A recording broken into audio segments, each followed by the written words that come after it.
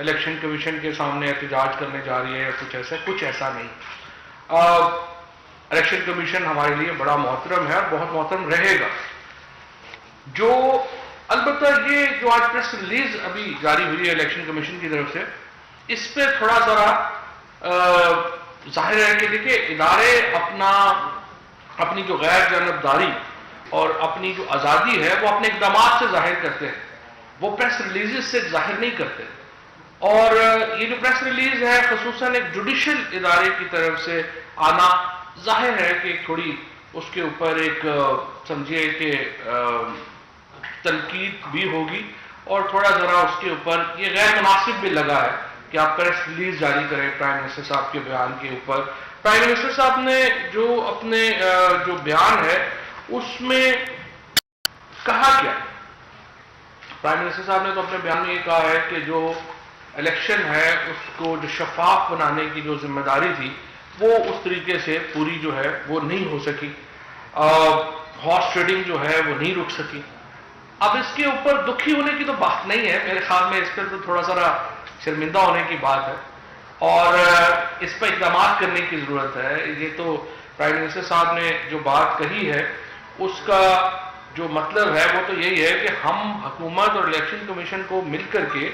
ہمیں ضروری ہے کہ ہم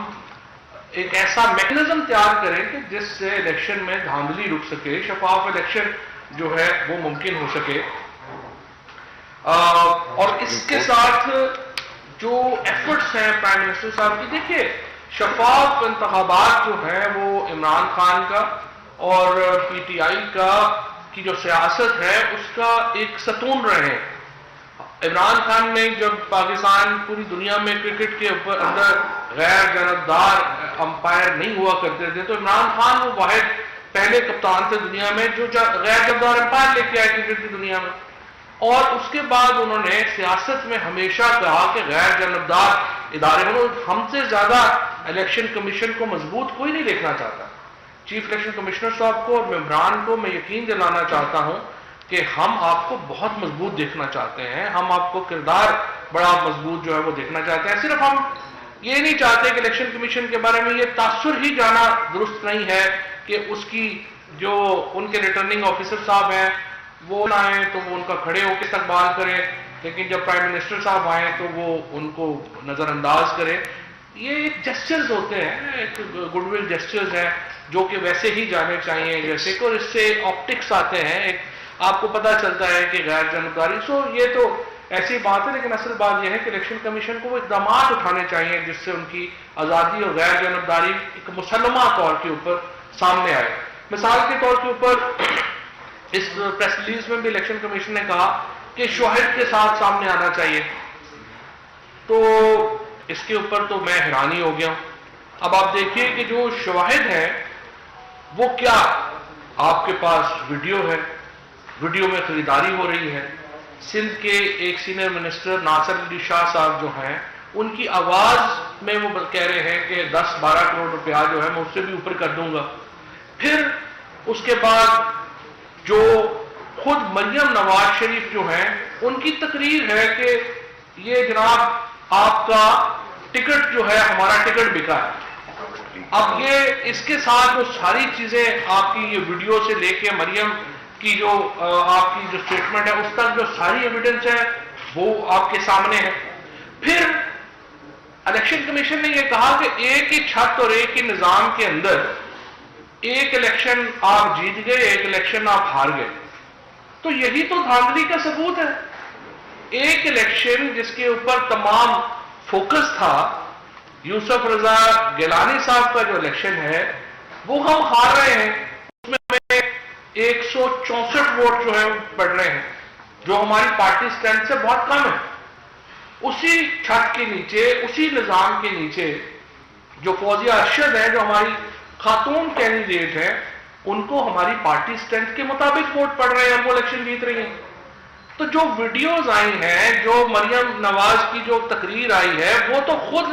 شاہد ہے نا آپ کے، آپ نے تو اس کو جج کرنا تھا. تو میرے خیال میں الیکشن کمیشن کو ذرا ٹھنڈے دل کے ساتھ بغیر کسی غصے میں آئے، بغیر کسی اس بات کے آئے کہ ان کو کوئی دکھی ہوئے، دکھی روح بننے کی تو بالکل ہی ضرورت نہیں ہے. آپ ایک بڑا طاقتور ادارہ ہے, آپ ایک بڑا مضبوط ادارہ ہے, اور بظاہر تو آپ اتنا طاقتور ادارہ ہے کہ فرینکلی آپ نے تو سپریم کورٹ کی ڈائریکشنز کی بھی پرواہ نہیں کی, کیونکہ سپریم کورٹ کی جو ڈائریکشنز تھیں وہ تو بڑی واضح تھیں. سپریم کورٹ تو کہہ رہی تھی کہ دیکھیے اگر تو سیاسی جماعتوں نے پرائیویسی کو یا ووٹ کی جو سیکریسی ہے اس کو ختم کرنا ہے تو آرٹیکل 226 میں امینڈمنٹ لے کے ہیں. تو سپریم کورٹ نے جو ہمارا استدلال تھا وہ تو تسلیم نہیں کیا, لیکن سپریم کورٹ نے ساتھ ہی یہ کہہ دیا کہ سیاسی جماعتوں کو تو یہ حق نہیں ہے کہ وہ سیکریسی دیکھ سکے, لیکن الیکشن کمیشن کو یہ حق حاصل ہے آرٹیکل 218 میں, 219 میں, 220 میں, کہ وہ ٹیکنالوجی استعمال کریں اور الیکشن کو شفاف بنانے کے لیے, ہارس ٹریڈنگ سے پاک بنانے کے لیے, اور ایک ایسا الیکشن بنانے کے لیے جو کریڈیبل ہو, اقدامات کریں. اور اسی سلسلے میں جب ہمارا وفد الیکشن کمیشن گیا اور ہم نے چیف الیکشن کمشنر صاحب سے اور ممبران سے جو بہت ہی محترم ہے ہمارے لیے, ان سے ملاقات کی, ان کو بھی ہم نے یہی نقطہ دینے کی کوشش کی. میں نے اپنی وزارت کی طرف سے بھی ان کو پوری یہ بریفنگ دی تھی کہ دیکھیے ہم تو کرنسی نوٹ جو ہے پاکستان میں روز چھپتے ہیں, اور وہ بڑا ہی ایک سیکرٹ ٹینڈر ہوتا ہے. اگر وہ روز چھپ سکتا ہے تو بیلٹ پیپر چھاپنے کا تو کوئی پرابلم ہی نہیں. تو آپ آئیے اور آپ جو ہے وہ ہم آپ کو ٹیکنالوجی میں پوری معاونت بھی دیں گے, اور آپ ایسا بیلٹ پیپر چھاپیے جس کو سوائے آپ کے کوئی اور نہ دیکھ سکے. جب سوال اٹھے گا تو کسی نے تحقیقات تو کرنی ہے نا, تو الیکشن کمیشن کو تحقیقات کرنی چاہیے. بہرحال مجھے اب بھی امید ہے کہ الیکشن کمیشن اپنا جو موقف ہے اس کے اوپر نظر ثانی کرے گا اور ایک پریس ریلیزز کے اوپر انحصار نہیں کرے گا, بلکہ اپنے اقدامات سے اپنی آزادی اور غیر جانبداری کو ثابت کرے گا. اور یہی پاکستان کے انٹرسٹ میں ہے, یہی پاکستان کی سیاسی جماعتوں کے انٹرسٹ میں ہے, یہی پاکستان کے اداروں کے انٹرسٹ میں ہے, اور یہی پی ٹی آئی کا اور عمران خان کا جو موقف ہے وہ ہمیشہ یہ جو ہے وہ یہی رہا ہے. اب اس کے بعد ہماری پارلیمانی جہاں تک ووٹ آف کانفیڈنس کا تعلق ہے, الحمدللہ اس وقت تک ہمارے جو 177 اراکین ہیں وہ اسلام آباد میں آ گئے ہیں, اور اب سے کچھ دیر کے بعد پارلیمانی پارٹی کی جو ہے وہ میٹنگ ہوگی. انشاءاللہ اس میں امید ہے کہ 179 لوگ جو ہیں وہ شرکت کریں گے, اور کل 12:15 کے اوپر ہم پرائم منسٹر صاحب کو, جو پاکستان کی قومی اسمبلی ہے, وہ اعتماد کا ووٹ دے گی. ہمیں دیکھیے اعتماد کا ووٹ کی کوئی قانونی ضرورت نہیں تھی, لیکن یہ عمران خان ہی ہے جو اس طرح کے دلیرانہ فیصلے کرتا ہے. ہمارے پاس اگر ہم نو کانفیڈنس میں اگر جو اپوزیشن کہہ رہی ہے وہ نو کانفیڈنس لاتے تو لوگوں کو پورا کرنا ان کی ذمہ داری تھی, جو نسبتاً مشکل کام ہے لوگوں کو لانا. اس طریقے اعتماد میں ہم نے اپنا باہر اوپر کیا ہے. پرائم منسٹر صاحب نے یہ کہا کہ دیکھیں اگر ہم 172 لوگ پلس ہم ظاہر نہیں کر سکتے تو پھر ہمیں حکومت کرنے کا حق نہیں ہے. اور جو بلیک میلنگ, حکومت کو اگر آپ 24 گھنٹے بلیک میلنگ کے اوپر رکھیں گے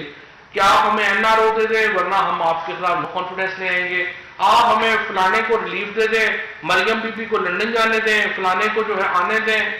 اس گیم کے اوپر ہی آپ رہیں گے تو پھر تو آپ حکومت ایسی حکومت کر کے کیا کریں گے. سو یہ عمران خان کو